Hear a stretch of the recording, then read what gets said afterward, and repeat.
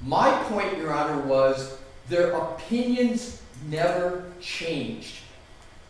Whether they improved is a characterization, but their opinions did not change. Karen Reed's attorneys in court arguing they didn't violate any rules when it came to experts they used in her first trial, but the Commonwealth begs to differ. The verbal gymnastics that counsel engages in to use words like misrepresentation to distort reality is extraordinary. Plus, Donna Adelson, the grandmother accused of orchestrating her former son-in-law's murder, is back in court asking to be released on bond. So I was assaulted by another inmate while I was here in the beginning of October. I'm Angenette Levy, and we are taking a look at the biggest moments in this week's trials and hearings. Karen Reed was back in court in Dedham, Massachusetts, ahead of her second trial for the death of her boyfriend, John O'Keefe. And the Commonwealth is calling out her lawyers, accusing them of some shenanigans in the first trial, which Reed's team denies. More on that in a moment. First, a little background. O'Keefe died on a snowy night in January 2022 in Canton, Massachusetts, after Reed found him unconscious in the yard of Boston police officer Brian Albert. O'Keefe was covered in snow and critically injured. He died at the hospital of hypothermia and skull fractures. Prosecutors say Reed and O'Keefe argued that night after drinking at the Waterfall Bar, and their toxic relationship was coming to an end. The theory? Reed dropped off O'Keefe at the Alberts, then gunned her car backwards, striking O'Keefe, leaving him to die in the snow. Reed says she's the victim of a massive police frame job and that O'Keefe was likely beaten up by fellow police officers and tossed in the front yard where he died. The first trial ended in a mistrial. The jury couldn't reach a verdict. As the second trial nears, the new special prosecutor on the case, Hank Brennan, is raising questions about how the defense team interacted with crash experts in the first trial and whether they misrepresented their interactions with those experts to the court. Specifically, ARCA expert Dr. Daniel Wolf, who testified it was his opinion that O'Keefe's injuries were not caused by a vehicle striking him. Karen Reed was in court with her dad, Bill Reed, before the hearing started. Judge Cannoni outlined the concerns. Last week, upon hearing of a previously undisclosed relationship, perhaps, between defense counsel and the ARCA witnesses, I took a recess here. We suspended. I had heard about email communication, detailed communication, memorializing a conversation regarding an engagement letter and a promise of retainer on March 20th and 22nd of last year, roughly 2 months before the ARCA witnesses testified. There is another email that was 2 days before the trial and after the voir dire, 2 days before the trial with a list of cases. The Sunday before the witness testified, there's a proposed script of questions and answers and suggestions. And after the trial, there is an invoice or a bill, not just for reimbursement of travel and expenses, but for trial prep. Clearly, the ARCA witnesses were expecting to get paid. So the Commonwealth, so I suspended for 3 reasons. The Commonwealth raised questions of candor with counsel in the court regarding the Rule 14 obligations. And frankly, I didn't think it was fair to have defense counsel stand up and have to answer to that without the opportunity to reflect, to talk to each other, to look at transcripts, to consult with people, and that it made sense to give you some time to do all of that, because what the Commonwealth raised does raise serious issues, not just the rights of counsel, but Ms. Reed's right to a fair trial and all that that entails. One of Reed's attorneys, Robert Alessi, gave a long presentation on behalf of the defense, addressing the ARCA experts being paid by the defense. Your Honor, I'm going to use some words of others.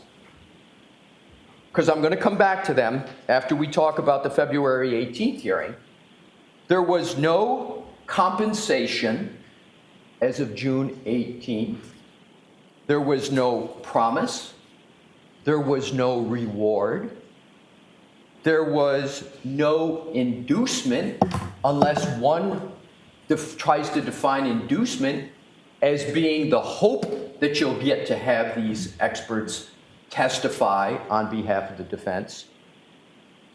There was no favoritism, because the Commonwealth had the opportunity to interact with the ARCA experts. They had the opportunity to call them as witnesses. The concern on behalf of Reed's camp: if the attorneys lied to the court, Judge Cannoni could boot them off the case. The defense maintains they didn't lie, and they claim they were shocked when they received a bill from the ARCA experts after the trial. Those experts were first hired by the U.S. Attorney's Office as it investigated the case. To be clear, Your Honor, as Your Honor knows, I was not a participant in the first trial. Right. I'm not speaking with firsthand knowledge on any of this, but I have conducted as thorough an investigation of these facts and marshaling of them as I think I can possibly do. So here's the punchline, Your Honor, with the invoice. Came out of the blue. It came out of the blue. It gets sent to Mr. Jackson's office in July. I can't reveal attorney-client communications, but I can tell you there's one person that was more shocked than most about the invoice coming in and the amount.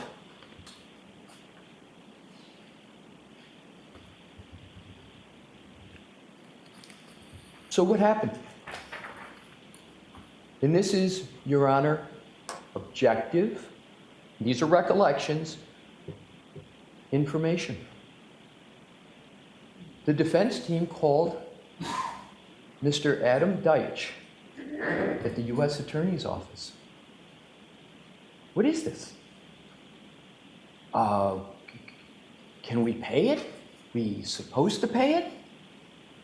I encourage Your Honor to communicate with the U.S. Attorney's Office about, did this conversation really occur? What was the substance of the conversation? Because, as I understand it, one of the questions of Mr. Deitch was, can we pay this? Are we going to be in violation of some expectation of yours? We want to do this the right thing? Mr. Deitch said, yes, you can pay. Why would the call go into Mr. Deitch if there was a prior agreement that they would be paid for anything? There would be no reason for the call.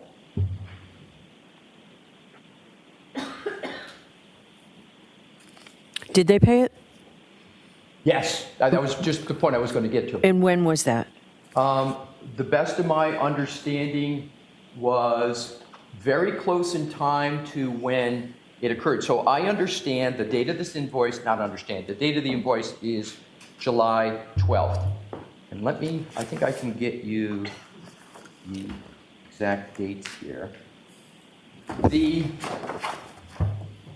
Mr. Jackson's firm, not Mr. Jackson, but a staff member, and I want to be careful of attorney-client communication, so I'm not going to talk about the substance, but communicated to Ms. Reed that this invoice had come in.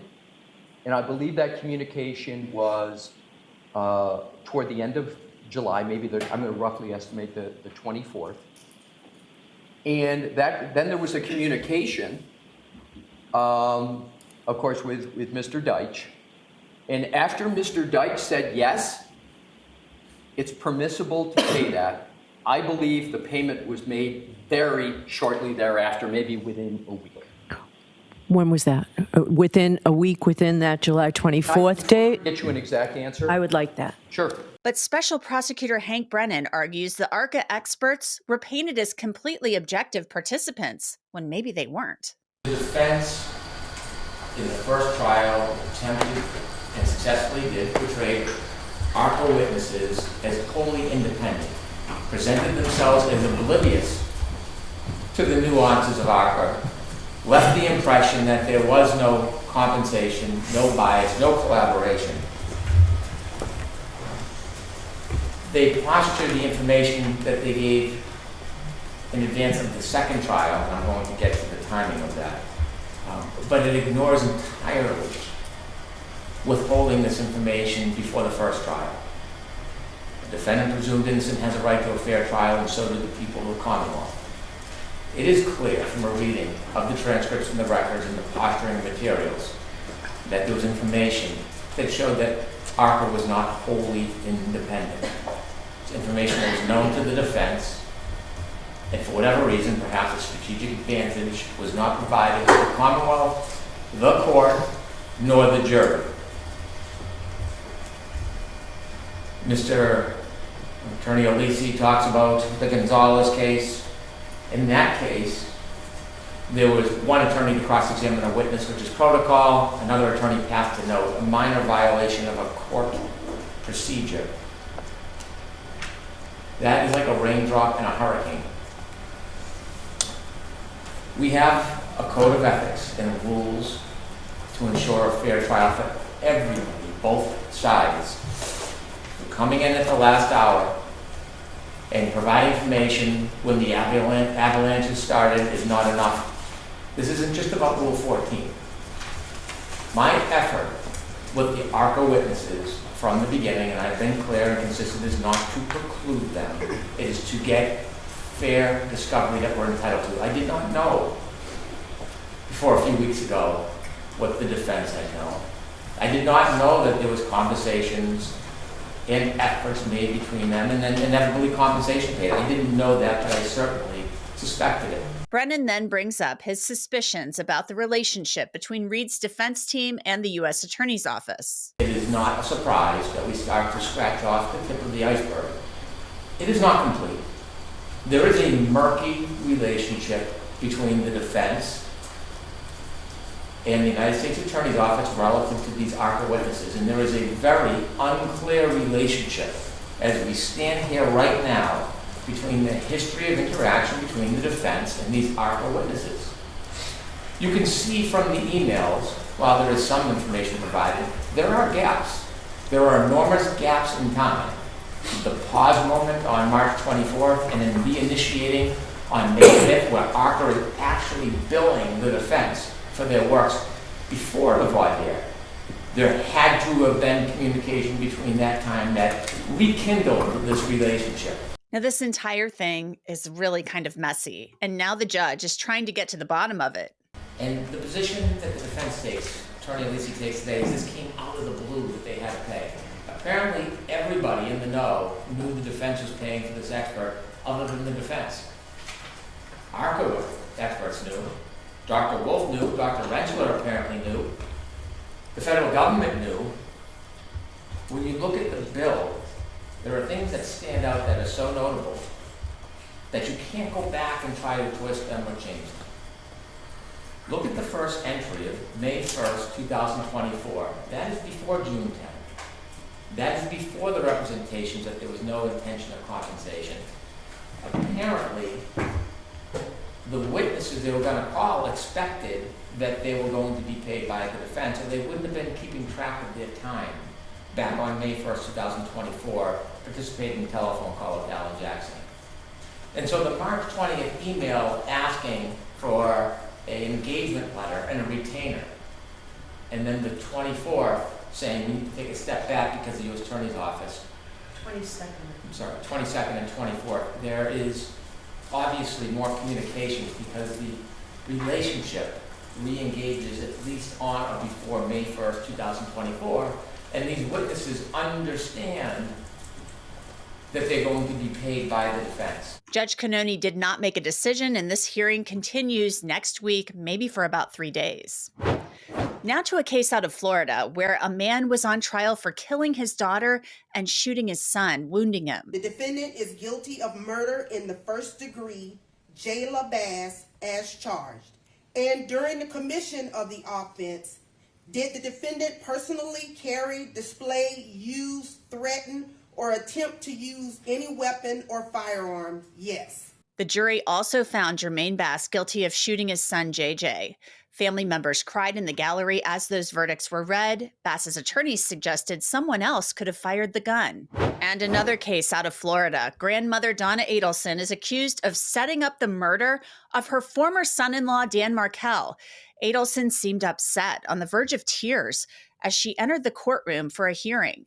Adelson is accused of conspiring with her son, periodontist Charlie Adelson, to hire hitmen to kill Donna's ex-son-in-law, Dan Markel. Charlie is serving life in prison for his role in the conspiracy. He was convicted in 2023. His ex-girlfriend, Katie Magbanawa, testified to arranging the hit with the father of her children, Sigfredo Garcia, and his friend, Latin Kings gang member Luis Rivera, who also testified against Charlie. The alleged motive, a contentious custody battle between Donna's daughter, Wendy Adelson, and Markel over their two sons. Donna was taken into custody at the Miami International Airport in 2023 as she and her husband, Harvey Adelson, tried to board a plane for Vietnam after Charlie's trial. Now Donna is asking the judge in her case to suppress some of the jail phone calls to her son, Charlie. In one, Donna thought she hung up, but she didn't after Charlie got disconnected. I call it the hot mic call. But if you're suicidal, I'm going to take correct you. So I said, I'm not suicidal. I'm fine. I'll see the boys tomorrow night. Yeah, we saw Sunday night. Yeah. Great. Now, am I suicidal? No. Do I want to go to sleep and not see my son? I do. Perfectly honest, I do. And what will we do it together? We're going to do it together. Leave a note. They'll know when to come and get her. And we'll do it together. We're going to be gone. I want her to have all this information. I have the cemetery property. I want her to see all that. I want her to have all these papers and the wills. I want her to see all this. We've been looking it up over and over because things change if there is extradition from Vietnam. Because we've looked at all the places. I mean, I could go to Korea and China, but there's no extradition. But we're looking for places where there's no extradition. In 15 minutes. Who? Really? Good. Maybe she knows about. Maybe she can look up the extradition issue before we waste our time. Donna Adelson shuffled to the witness stand, her ankles shackled, to testify that she thought the call had ended. You were informed at the beginning of that call. This is the one on November 7th that recorded you while they were all in the room. You were informed that you were being recorded if you accepted that call. Yes. Okay. And that if you do not want to be on that recorded call, that you needed to hang up the call. Is that right? Are you saying, does the recording say? Right. If you do not want to accept that recorded call, you should hang up. If you do not, yeah, no, I accepted the recorded call. Okay. And you typically do hang up your calls, you said, after I mean, I think I did. your calls with yeah. Charlie Adelson when he was in custody. All right, but this particular call that day, evidently you did not properly hang up, right? Evidently. Okay. And have you ever forgotten to press the button on a call before? I mean, it may have happened. I don't know. Sure. Has your phone pocket dialed people before? Has it what? Pocket dialed people before? When you've been out of custody. Pocket dialed? Right. I don't know what you mean. Like if your phone is in your pocket or in your purse and it accidentally calls someone you didn't mean it to? I mean, that could have happened, sure. Okay. And you also could have not pressed the button on your cell phone to end a call before, right? It's possible. Okay. It's not quite as big of a deal as it used to be when you would actually have to hang up the phone. Right. Right. Okay. That's all. Thank you. Redirect examination. Briefly, Your Honor. The consent that you gave for the call to be recorded, when did that end?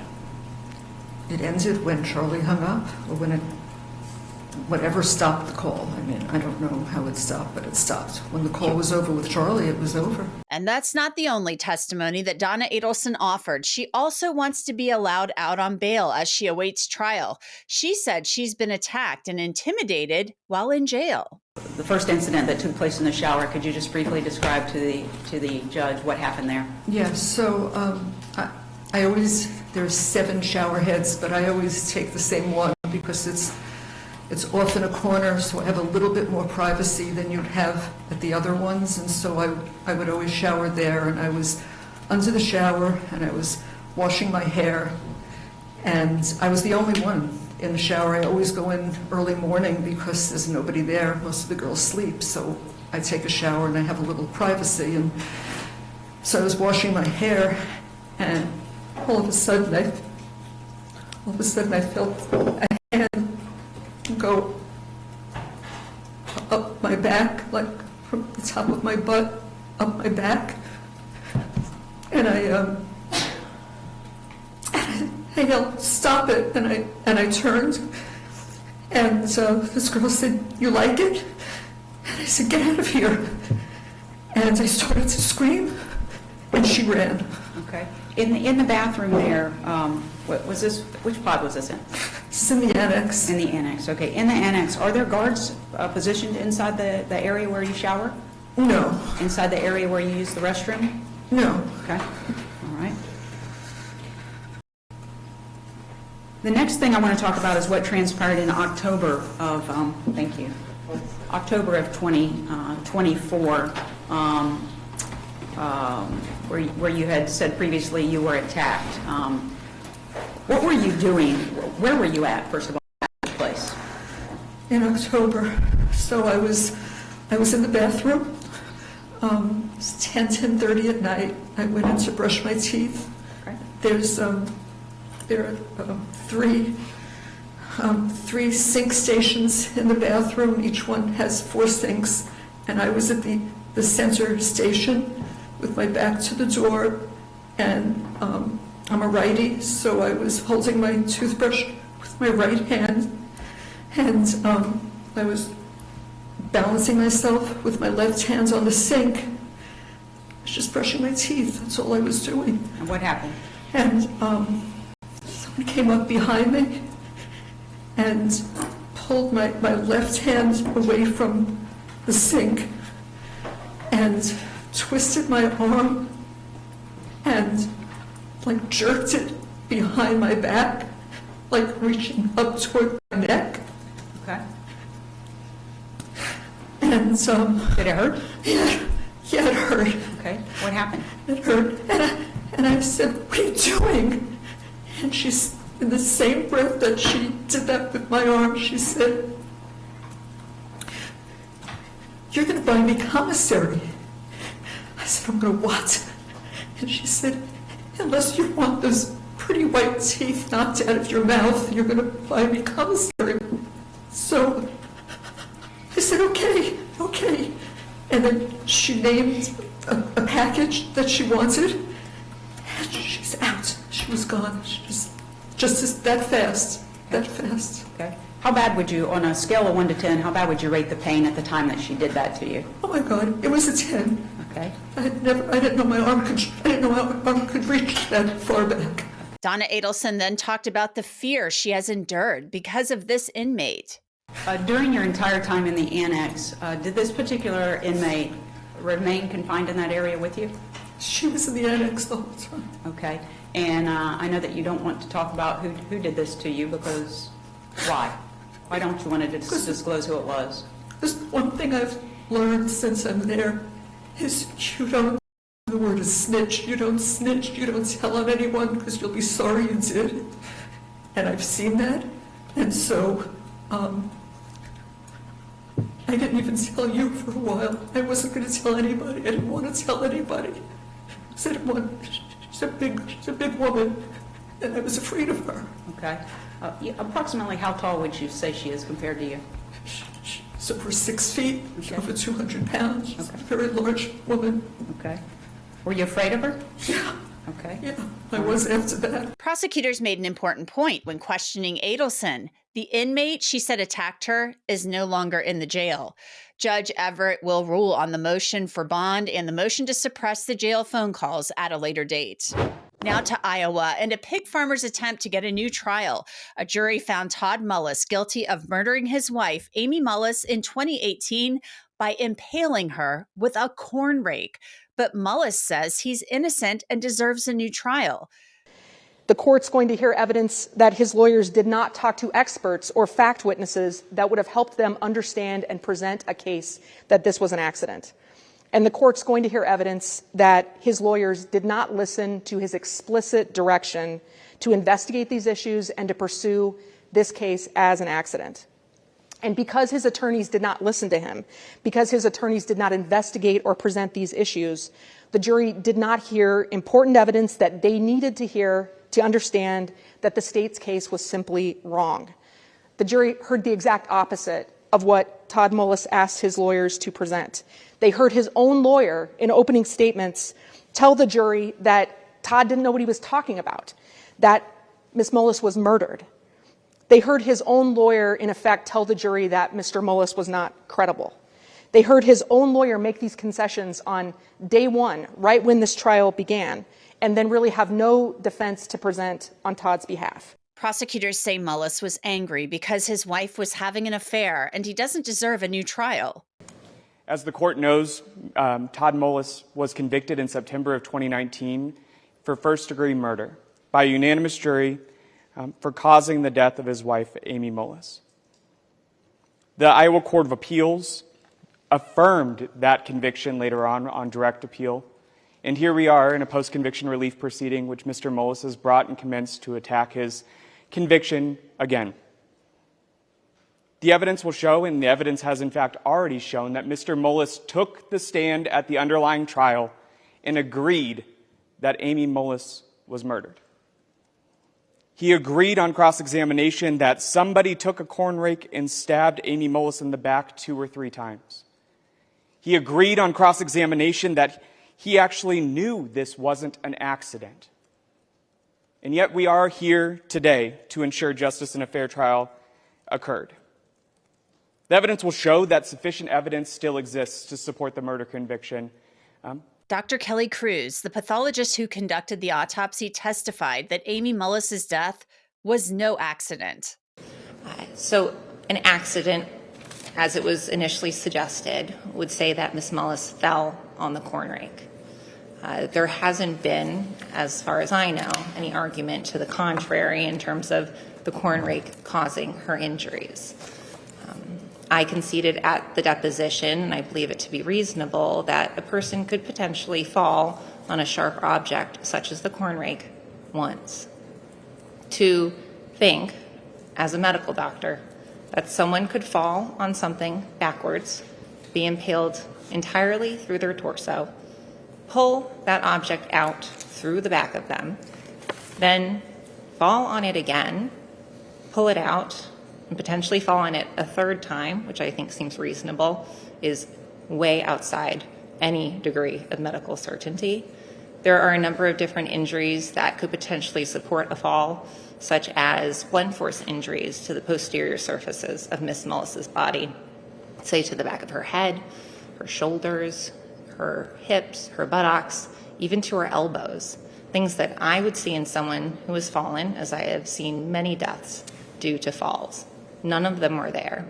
So it's lack of supporting evidence for an accident, and also the thought that she could fall on the rake, pull it out, fall on it again is entirely impossible from a medical standpoint.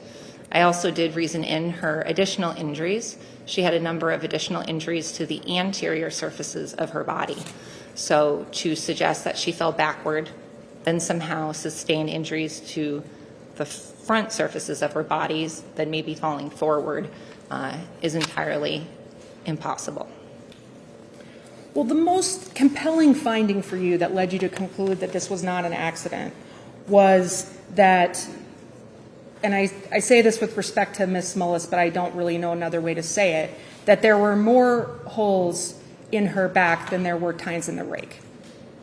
Isn't it true that that was the most compelling finding for you that led you to conclude that it was not an accident? Yes. But a defense expert poured cold water on that finding and testified that Amy Mullis's death could have been an accident. All right, I do want to discuss with you this other hypothesis, whether someone pushed this rake into Ms. Mullis's back, meaning they held the rake and pushed it into her. Did you consider that hypothesis? Yes. And were you able to prove or disprove that hypothesis? I was able to disprove it. How? That comes into now, if we give the mechanism of the injury, meaning the rake was in the appropriate position to cause the diagnosed wounds. Keeping in mind that she's hyperextended, the rake has to be angled obliquely to her body, and the rake handle is essentially parallel with the long axis of her body. Then you have to consider, as I talked about, magnitude. So I considered magnitude at that point. Did you, and so what were your conclusions about whether it would be possible to have the magnitude of force necessary to cause those injuries through that mechanism? There is not enough force with this blunt object to push the rake into Ms. Mullis's body. How do you know that? Based on my investigation. And what about your investigation led you to conclude that?